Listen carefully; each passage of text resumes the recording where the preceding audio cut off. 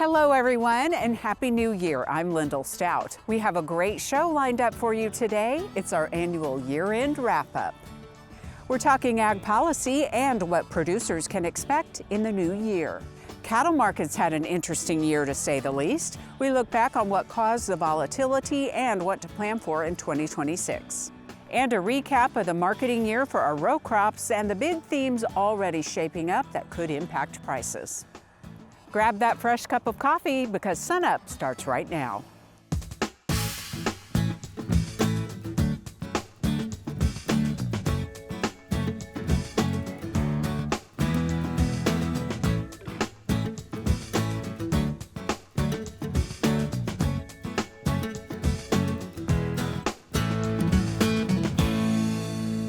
We begin talking about ag policy this morning with Dr. Amy Hagerman. And Amy, we spend some time every year at this time looking back on the year that was and kind of reflecting and then looking ahead. So we're going to do that with you today and just kind of a big recap of 2025 in your arena of ag policy. A lot to talk about. A lot to talk about in 2025 in ag policy. A lot of changes were made. It's a new administration and with a new Congress. And with that comes a lot of changes, generally speaking, but especially this year. We've had a lot of changes. Those have been things everywhere from trade policy and the implications of tariffs to the passage of several major pieces of legislation. And then also, I think we do have to talk about some of the administrative changes that have happened as well within USDA and how that's changing programs out here, boots on the ground in the field. So just a lot of moving parts this year for sure. Let's kind of dive in and chunk this off a little bit at a time, starting with farm programs. Mm-hmm. Yeah, so we got to start then with the One Big Beautiful Bill Act that passed in July, was signed into law in July. That had a lot of the big changes we were looking for in a farm bill. So if we look at our commodity programs, Title I, the agricultural risk coverage and price loss coverage program, crop insurance changes, conservation changes, we saw a lot in that bill. Some of the biggest things, I think, affecting the 2025 crop year, because this has been a tough market year for prices, as you're having other people talk about reflecting back on 2025. And when we look at those programs, it's going to be the highest of the ARC and PLC payment rates for the 2025 crop year. This is pretty important because price loss coverage hasn't really triggered in previous higher crop price years, but especially with those higher reference prices that we saw under the One Big Beautiful Bill Act, I would expect that we would probably see some payments triggering for the 2025 crop year. But of course, those payments don't arrive in producers' bank accounts until the end of 2026. Let's talk now about conservation programs and what producers may want to keep in mind. Yeah, there's also been some changes in this space. So the One Big Beautiful Bill Act took some of the Inflation Reduction Act money from 2022, pulled it into the Farm Bill baseline, but then shifted the remaining Inflation Reduction Act funds into other places. What this means is that overall, we'll see a reduction in the total dollars spent for conservation programs in 2026, but going forward into the future, it'll still be higher than what we would have expected under the 2018 baseline. Also, just very recently, USDA announced a new Regenerative Agriculture Initiative program. This looks very similar to producers. It's going to feel very familiar. It's using the EQIP and CSP programs that they're familiar with. And it's also promoting some of the same conservation practices that they're familiar with. The big difference, I think, is that there's a requirement for soil testing at the beginning and end of those 5-year contracts. And of course, the folks in OSU Extension are always there to provide that expertise and that service to producers who need it to use some of these conservation programs going forward into the future. So we'll be watching that one to see exactly how that's implemented, since it's a fairly recently announced change. So many headlines this year on so many topics, but the government shutdown has to have generated the most coverage of everything, and it really kind of went on and on. Yes. And especially the SNAP program. Kind of what are our takeaways for the year, and again, that planning ahead, looking toward the future as well. Yeah, this administration came in with an intent to make some big changes to SNAP. And as we came into this Congress, also there was an intent to make some big changes to SNAP. And we've seen some of those changes that have been under discussion for several years. First, we saw the changes in the One Big Beautiful Bill Act. SNAP received the largest cut of any of the Farm Bill programs in that bill. And those cuts are going to be in a couple of different ways. The first is the able-bodied working adults change. That has already been implemented. Anyone between the ages of 18 and 64, it was raised from 54 to 64 at that top end, will be required to have work or volunteer hours in order to be eligible for SNAP benefits. Another change that was more recently implemented here in Oklahoma is a shift away from certain foods that could be purchased with SNAP benefits. So anything that is a sugary food like a candy or even a sweetened drink, which would include lemonade, sweet tea, and Gatorade, will no longer be eligible for SNAP benefits going forward in the future. And then late this year, the announcement of this bridge program, we've talked about it a little bit, but again, what should producers keep in mind and prepare for in the year ahead? Yeah, as we're looking forward to 2026, I think a lot of producers are feeling the crunch now from the changes in prices, from the higher costs of production. And this is specifically our row crop producers. There are a couple of programs I think that could be beneficial here. Now in 2025, we had the Emergency Commodity Assistance Program, or ECAP. That program was based kind of on losses that were experienced in previous years. Now we're going to have this Farmer Bridge program, which we don't have exact payment rates out on yet. But if I look at the program, I think it looks pretty similar to the ECAP program. And even if we look at the spending set aside for the Farmer Bridge program, it's a pretty similar level to what we saw for the ECAP program. So I expect to see something fairly similar to that. This is something that producers are not going to have to go in and apply for as long as you have your crop production records up to date with your Farm Service Agency office. That's something that they're going to send you the filled out application, and that payment is expected to hit bank accounts at the end of February. All right, Amy, we're so glad we have you to stay on top of things and sort this out for us. And of course, we'll have you back on as many times as we need to. Happy New Year to you and your family, and we wish you all the best in 2026. Thank you.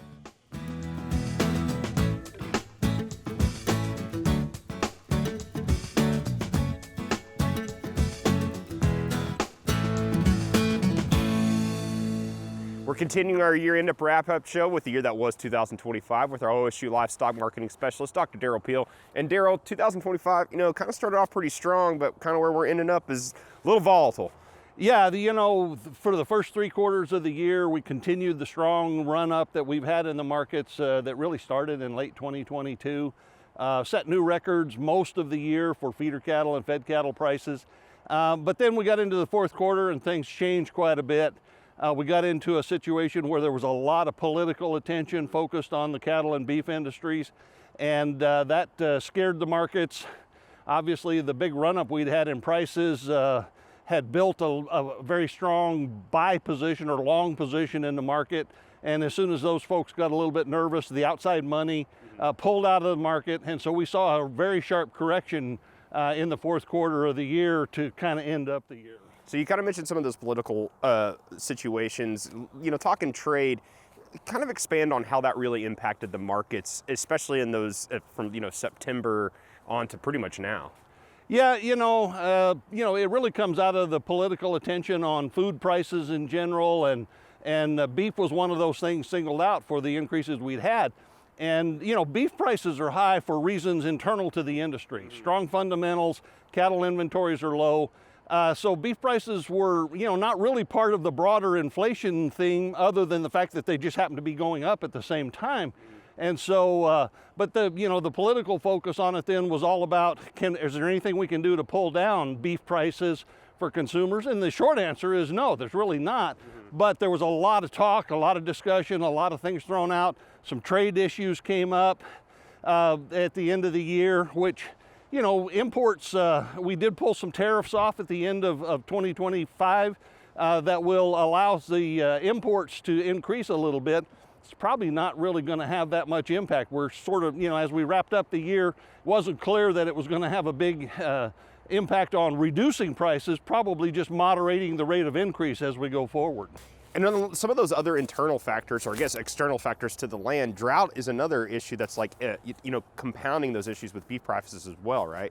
Well, drought is really how we got here, right? So we had a cattle cycle liquidation that really started in 2019, or after the peak in 2019. But that liquidation cyclically would have probably not been very much. It was drought from 2021 through 2025 early that really pushed the cattle inventories down to the levels they are. We didn't intend to be this small, but we're smaller than we need to be. The market, of course, is reacting to that with these record high prices. So where we are right now, heading into the new year? It's interesting, for all of the things that happened in the fourth quarter of last year, with all of the political attention on the industry and the big correction we saw in the markets, fundamentals have not changed at all. We're still in very tight supplies. They're going to get tighter as we go forward. Beef production fell in 2025. It's going to fall more in 2026. And so as we go forward, the market fundamentals, I hope, will reassert themselves. They will certainly at some point. It may be in the midst of a lot of volatility and uncertainty that comes along with those external things, that politics and other things that can impact the market. But the fundamentals are very strong in 2026. So we're going to continue to see, I expect, higher average prices for cattle as we go forward. I don't see any real relief for consumers in terms of beef prices going forward. We're going to continue to see very tight supplies that are going to get tighter. We don't have any evidence at this point in time that we have actually started much in the way of aggressive heifer retention that would lead to herd rebuilding. That process is still ahead of us, so the tightest supplies are still yet to come. That's going to lead to even higher prices as we go forward. Before we let you go, let's talk Oklahoma specifically, and just not really the whole year, but just kind of these past couple months. Drought. We had some great rains in the summer and some in like the early fall, but then it dried out. With wheat pasture prospects, and drought going into the winter, how are things looking for Oklahoma producers? Well, it's kind of a mixed bag a little bit depending on where you are. We've had sort of on again, off again moisture conditions. It's dry in some places. There's some ponds that are low in the wintertime, and that's a little bit of a scary prospect. We don't normally refill ponds in the wintertime, so there'll be some challenges, and obviously it depends on what the winter shapes up to be. There's some concerns going forward, given that we're in La Nina, that we might continue to see some dry conditions that develop. Not so much for the winter. I think we have plenty of hay to get through the winter as long as the water holds out. But, we have to watch it next spring and see what conditions look like as we get into the next growing season. All righty, thanks, Derrell. And thanks for joining us, and have a happy new year. You too. All right, Dr. Derrell Peel, Livestock Marketing Specialist here at Oklahoma State University.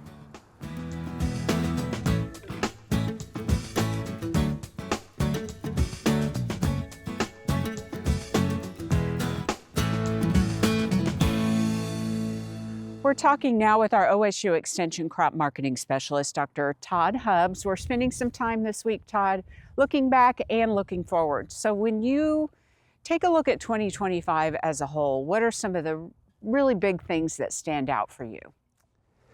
Well, prices falling dramatically throughout the year for most of our crops. Large supplies, both here and around the world. Massive amounts of trade policy uncertainty under the new administration, basically another trade war with China, and just all kinds of uncertainty in general around biofuels policy, the Farm Bill, just a lot of uncertainty, really. Yeah. Would you say uncertainty really the big theme that kind of carried us through on all of these big topics you mentioned? There really is, and we've seen some of that congeal and clarify over time, or at the end of the year here, but we're still carrying a lot of it into 2026 too. When you think about 2025, what were the broader things that you kept an eye on in terms of the crop markets? Well, I was watching price like a hawk. The days of $7 wheat are gone. We pushed below 5 and some market lows that we haven't seen in quite some time. Soybean prices were flat, corn prices were as well, as they carried in from 2024. We've just seen a lot of pressure on price. we saw the crop acreage numbers come out in the spring, and that huge corn number sort of took it down another level. I think there was some thought that the wheat crop would be a little smaller as we moved into the later part of spring, and that didn't materialize either. We keep finding bushels of corn and wheat all over the world, and it's just a lot of pressure on price. And you know, you're always looking at weather, we're always looking at the acres, we're always looking at you know, the production numbers. On top of all that, just the massive amount of uncertainty around trade really hurt our markets, and there's really nothing we can do about that. So winding down 2025, kind of what's the status at this stage? We got a lot of crops in the world. Prices are at low or ends of ranges we've seen at the end of the year. I would like to think we've hit the lows in some of these, and we're going to build back up as we get into the new year. But there's a lot of reports and data out ahead of us, and what happens in the southern hemisphere with South America and their crops is going to matter a lot early next year. How we resolve all these trade issues. Do we have solid deals? Does China show up? Is everybody going to do what they said they were going to do? That's all out in front of us, and so still a load of uncertainty that could weigh on the markets. And I think a best case scenario under that particular scenario is price is sort of flat where we are right now, but I'd like to see them build back as we get some certainty. So in this uncertainty, kind of thinking about your strategy and coming up with your plan, that will give you some measure of control of at least your own situation, which should help, maybe provide a little bit of hope and optimism. I like marketing plans, but the first step in a marketing plan is knowing what your budget is. You have to know what you can take to make money.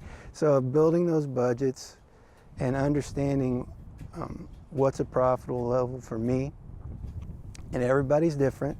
So, you know, it's very easy to hear people talking at the coffee shop about this, that, or the other, but everybody's in a different place. So I like a good marketing plan.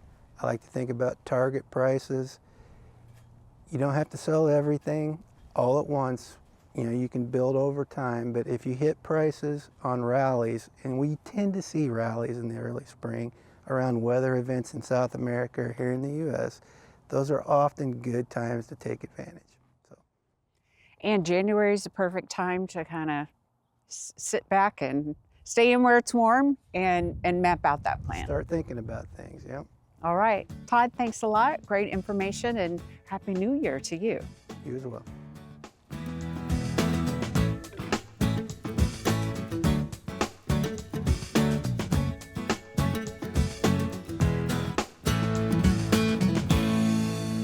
Good morning, Oklahoma. I hope your new year is off to a great start. This week, we conclude our series on Build Back Better with replacement heifers, and we just title it Your Next Generation of Cows. We operate at a time in our business because of low inventories of cows and more genetic tools in our toolbox than ever before to use in selection and to guide mating decisions than we've ever had. We're literally historically unprecedented in our capability to make the next generation of cows more efficient, a better fit to our production environment, be able to produce more pounds of beef per acre of pasture, and cows that serve as the production factory to create those market-topping calves. We can use EPDs, DNA testing, and assess the breeding value or the additive genetic potential of animals that have got more strength relative to the traits we want to improve and use in a selection program. We can design crossbreeding systems and make mating decisions to capitalize and create gene combination value and hybrid vigor. Reproductive traits can improve immensely from crossbreeding systems. Depending on when we're going to market calves, what our objectives and intent are for the set of calves we create, it should guide and inform those selection and mating decisions. A couple other things from the genetic side. I encourage producers this time of year, as we look ahead to bull buying season in the future, take a look at the performance metrics in your cow herd. They should inform you as to how efficient your business model is. What is the mature weight of your 4 to 7 year old cows? What is the weaning weight of the calves you're taking off of them? What is your percent calf crop weaned? Take a look at all those things and let it guide you relative to where selection pressure should be applied to make the generation better. And while we've tackled these topics more from a genetics and animal breeding standpoint, a couple final questions to ponder. If you have invested a breeding program into post-weaning gain and growth and carcass merit, but you typically sell your calves at weaning, ask yourself a few questions. Is it practical for you to retain ownership of those calves? Are you doing everything you can to document the genetic potential of those calves? Maybe it's a genetic merit scorecard, maybe it's documenting the sires that they're out of to capture the full value of those calves from that next potential owner that's going to benefit from those genetics. The other part also pertains to management that you can control. If you've got a good vaccination protocol, if you are weaning calves for 45 days and backgrounding them before you routinely sell at weaning, are you actually documenting that good management so you capture the full value of it? Different things to consider, but remember, your operation, regardless of the scale or how many cows you run, is unique. Take a look at the different components of it and design a selection and breeding program that helps you create cows that maximize your profit potential. Thanks for joining us this week on Cow-Calf Corner. Finally today, OSU Extension beef cattle specialist Dr. Dave Lalman is visiting with SUNUP's Elizabeth Hokett about some cost-saving options for the new year. We're here now with Dave Lalman, our OSU Extension beef cattle specialist, continuing our year-end wrap-up. And so Dave, last year you were on talking about carcass weights and mature weights.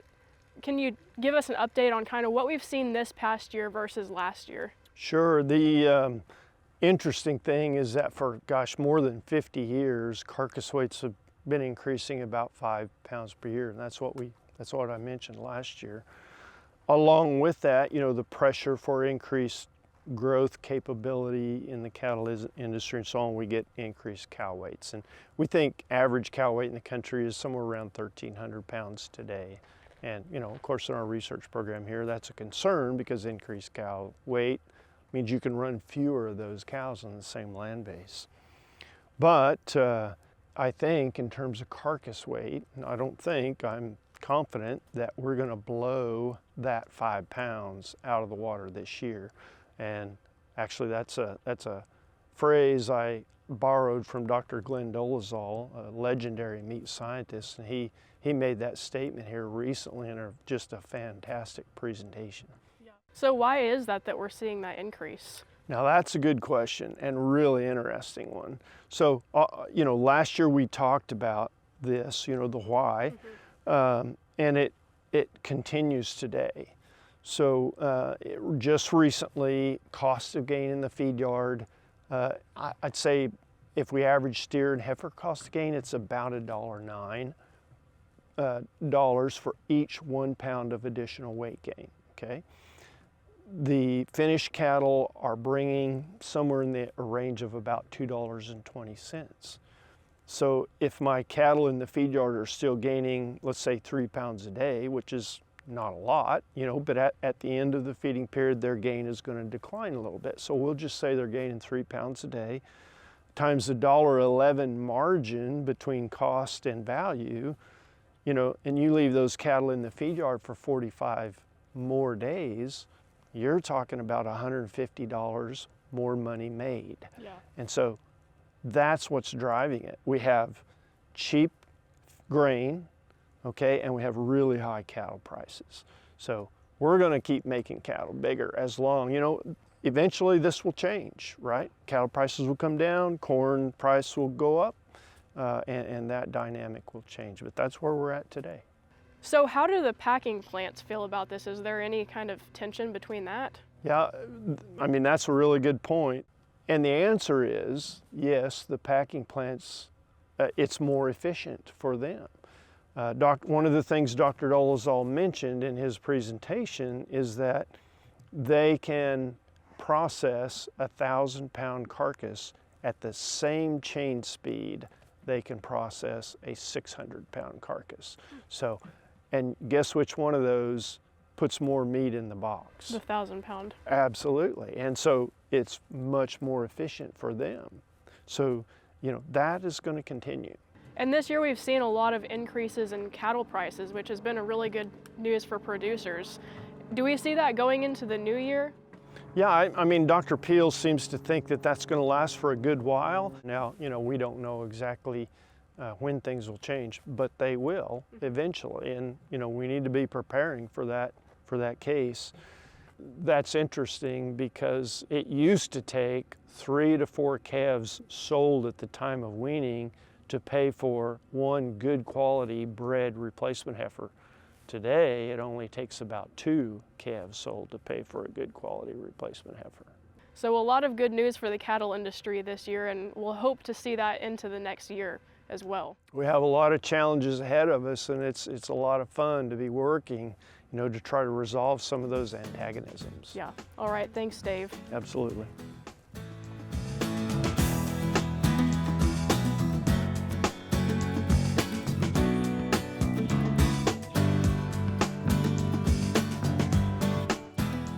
And that'll do it for our very first show of 2026. A reminder that you can see SUNUP anytime on our website, follow us on our social media, and stream us anytime at youtube.com/SUNUPTV. I'm Lyndall Stout. Have a great week, everyone, and a happy new year, and we'll see you next time at SUNUP.